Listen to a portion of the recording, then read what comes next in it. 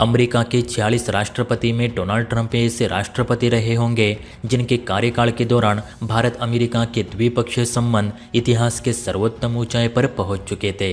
यहां तक कि डोनाल्ड ट्रंप प्रशासन के दौरान भारत अमेरिका के इतने नज़दीक आ चुका था कि एक समय भारत ने रूस को भी दरकिनार कर दिया। हालांकि डोनाल्ड ट्रंप ने भारत रूस को लेकर कभी विवादित बयान जारी नहीं किए, जबकि वे ज़्यादातर भारत के सपोर्ट में ही खड़े थे।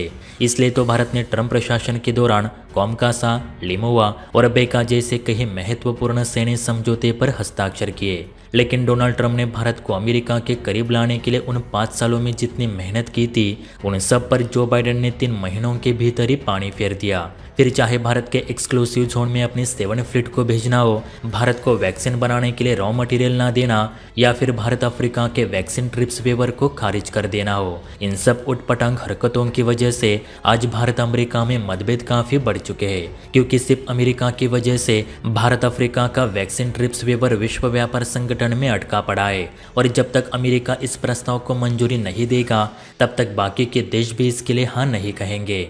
और हम सभी को पता है कि जो बाइडेन ऐसा क्यों कर रहे हैं, क्योंकि उन्हें ऊंचे दामों में वैक्सीन बेचकर पैसे जो कमाने हैं। मैंने आपको पहले भी कहा था कि विश्व व्यापार संगठन में भारत अफ्रीका के वैक्सीन ट्रिप्स वेवर को मंजूरी मिल जाती है तो भारत पूरी दुनिया के लिए बेहद ही सस्ते दामों में कोरोना वैक्सीन बना पाएगा। लेकिन अमेरिका की मॉडर्ना, जॉनसन एंड जॉनसन और फाइजर जैसी फार्मास्यूटिकल कंपनियां भारत के रास्ते रोड़ा बनकर खड़ी है।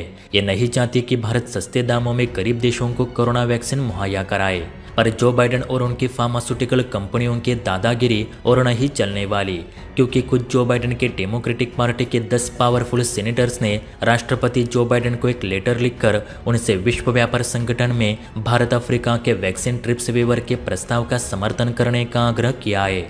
इन 10 सीनेटर्स के अलावा हाउस ऑफ रिप्रेजेंटेटिव के 108 सदस्यों ने राष्ट्रपति जो बाइडेन को खत भेजकर भारत से कोऑपरेट करने और मेडिकल टेक्नोलॉजी शेयर करने को कहा है। उनके मुताबिक जब तक हम मेडिकल इक्विपमेंट और ज़रूरी सामान भारत को मुहैया नहीं कराएंगे तब तक इस महामारी के साथ हमारी जंग यूं ही जारी रहेगी।